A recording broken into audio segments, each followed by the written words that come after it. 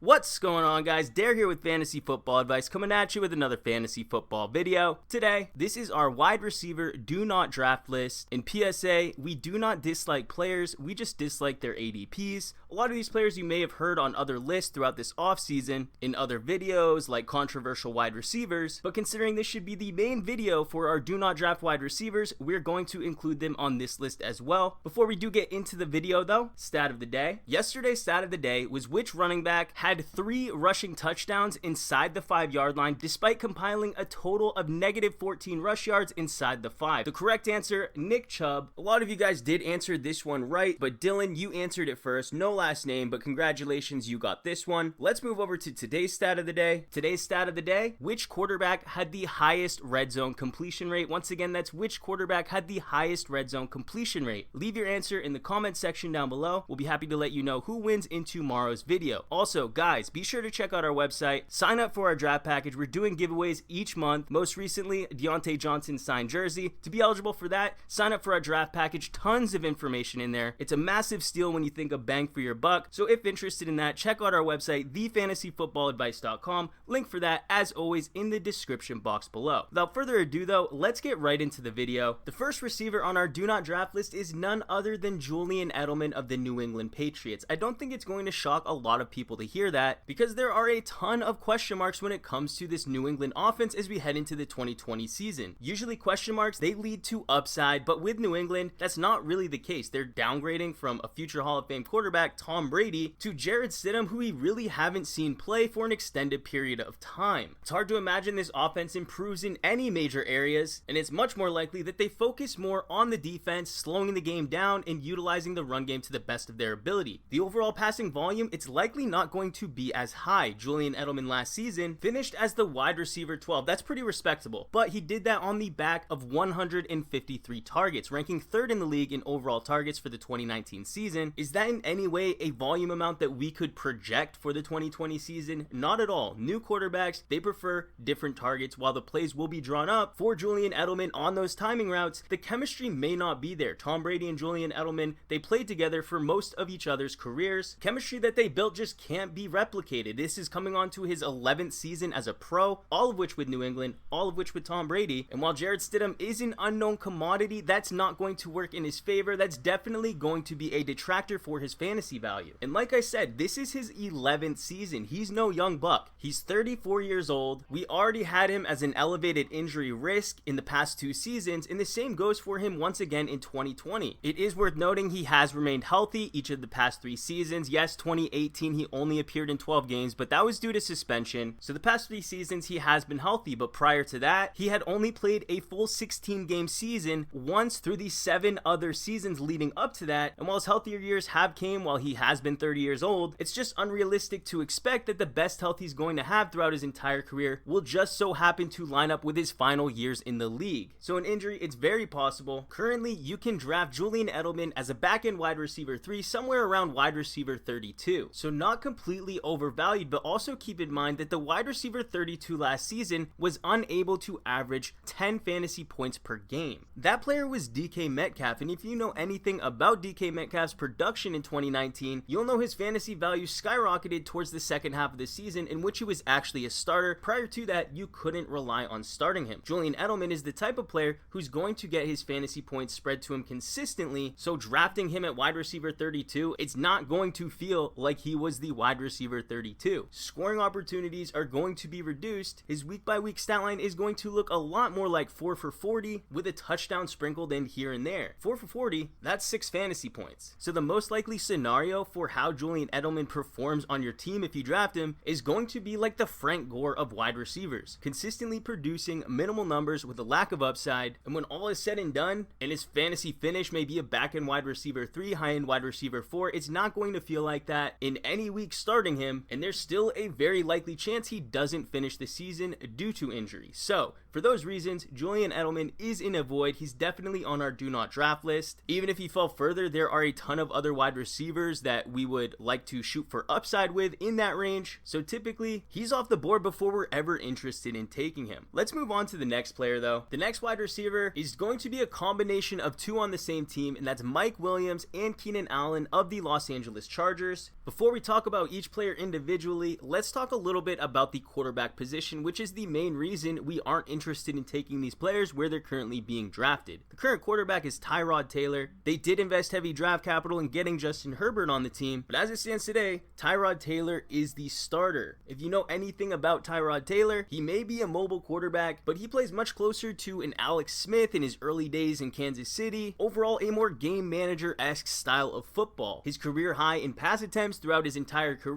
is 436. Philip Rivers' average attempts over the past 5 seasons is 583. So Tyrod Taylor's career high in pass attempts is not even 75% of what Philip Rivers averaged over the past 5 seasons. When it comes to lack of volume, the receiver that's going to hurt the most from that is going to be Keenan Allen. Keenan Allen over the past 3 seasons has averaged 148 targets. 75% of that is 111 targets. Taking Keenan Allen's average fantasy points per target over the past 3 seasons is 1.47. So if his overall targets dip by 25%, Keenan Allen is only producing 163 fantasy points for the upcoming season. And that's assuming that the quality of targets are going to be exactly as high when transitioning from Philip Rivers to Tyrod Taylor, and that is obviously not a guarantee. 163 fantasy points is hardly inside the top 30 at the wide receiver position, and currently Keenan Allen is going as a top 20 wide receiver. And how can we even assume that the passing splits when it comes to the distribution of targets is even going to mirror what we saw with Philip Rivers? Keenan Allen, similarly to Julian Edleman, is a player who has built chemistry with his quarterback over many years. He gained the trust. He was a safety valve for this offense. Tyrod Taylor, if he has a better connection with another receiver on this team, Keenan Allen may not be targeted at the same rate he was in previous seasons. So could that benefit Mike Williams? Possibly, but again, this offense is expected to reduce volume from a passing perspective. The quarterback, he's mobile. Part of the reason they decided to bring Tyrod Taylor in was to avoid those crucial mistakes we saw just so often from Philip Rivers down the stretch. This team clearly wants to rely more on their defense and to slow the game down so the game isn't decided by a handful of costly mistakes. Mike Williams, while he may not need the same amount of volume as Keenan Allen in order to produce, he did average 20.4 yards per reception last season. His volume is still likely going to go down. If you ask me, the better value between the two is probably Mike Williams. Player that does have some receiving upside in the red zone as well as some big playability, won't require the same amount of volume as a dink and dunker like Keenan Allen, but at the same time, we're paying for Mike Williams as the wide receiver 40. He finished last season with Philip Rivers as the wide receiver 38. We're really not getting a discount for him, and it's not like he brings more upside to the table in this season compared to previous seasons. So for us, it's easy to avoid these players when they're being drafted at their current ADP. Real quick, I will mention Herbert. I do think Justin Herbert will potentially increase the amount of passing volume that this team does bring to the table each week. However, rookie quarterbacks, they do play inconsistent, so while the volume may go up, it's still a virtual lock to be much lower in the quality department when compared to Philip Rivers, and also in the volume department as well, making both of these players difficult to trust even in good matchups. The next wide receiver on our do not draft list may come as a surprise, and it's Courtland Sutton of the Denver Broncos. And guys, I'm telling you, his ADP is probably going to climb as we inch closer to draft time for a couple of factors. The hype on Drew Lock, it's real, and while we do think Drew Lock is going to take major strides heading into his second season, it's not going to rise to a point where it's going to increase the production for Courtland Sutton, at least more than what we saw from him last season. The quality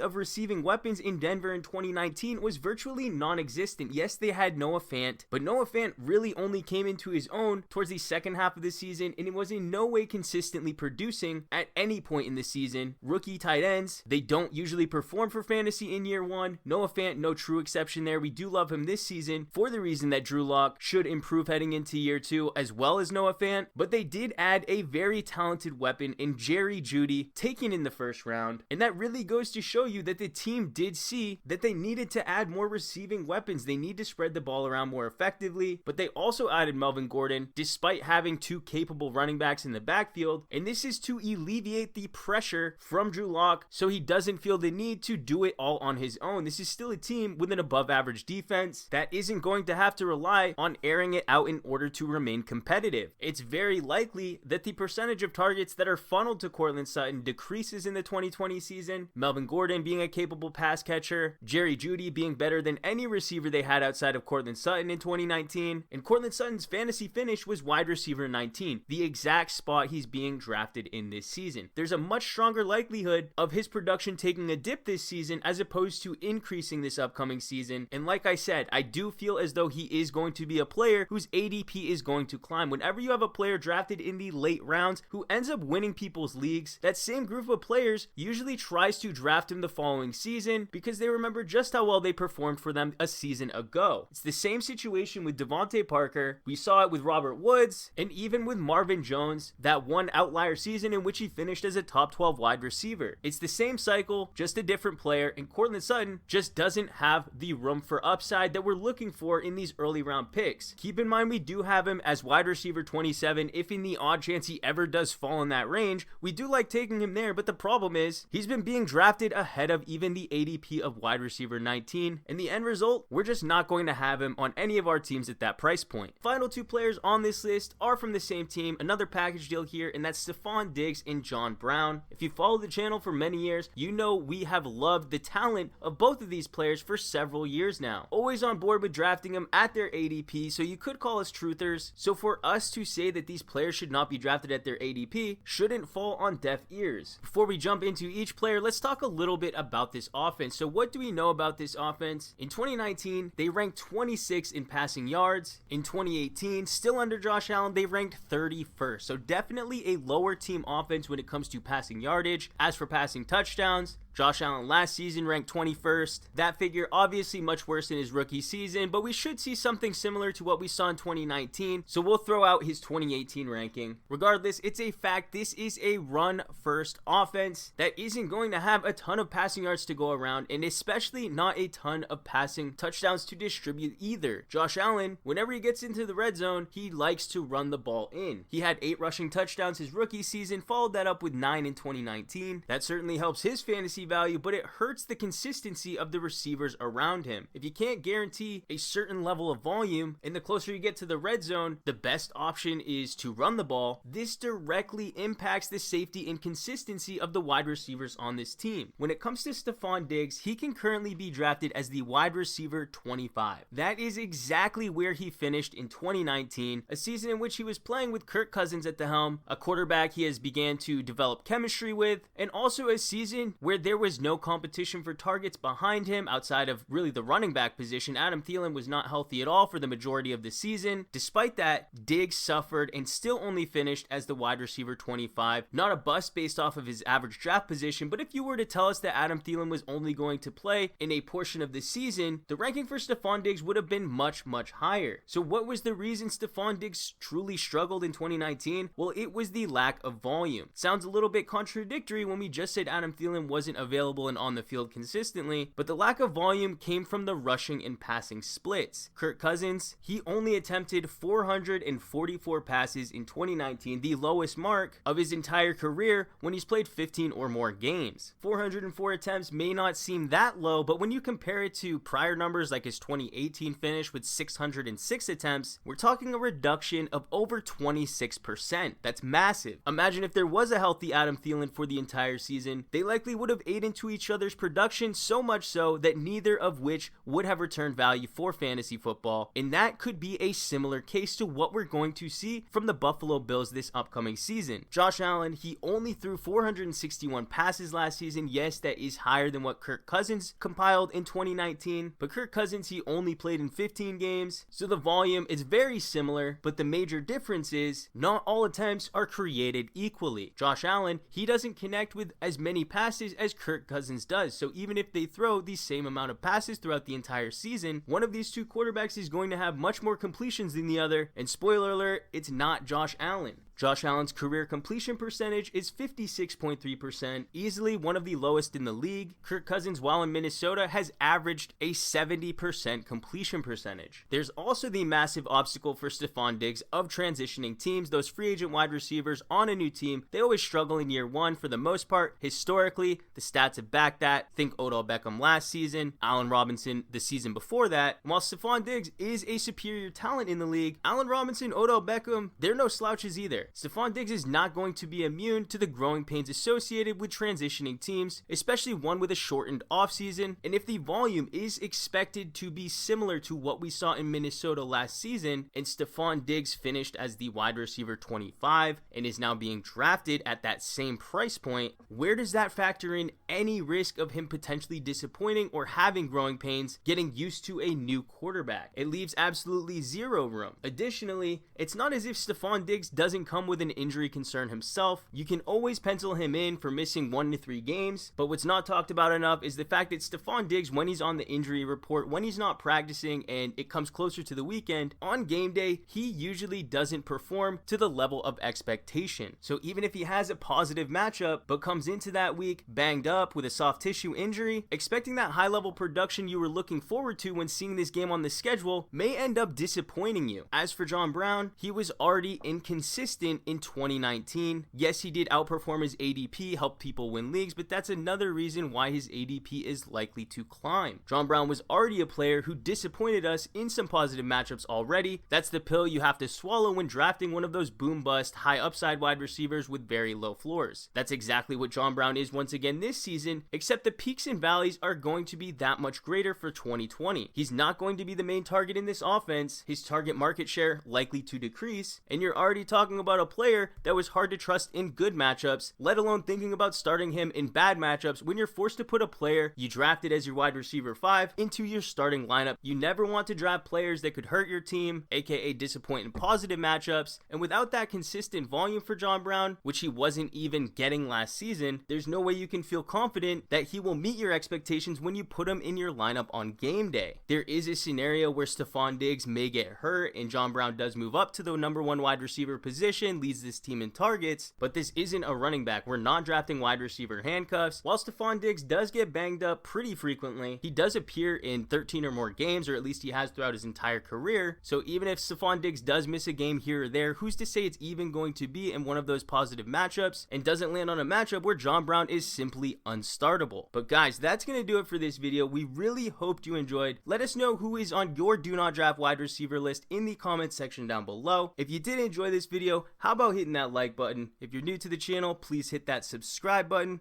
We thank you all for watching. We'll catch you on the next one.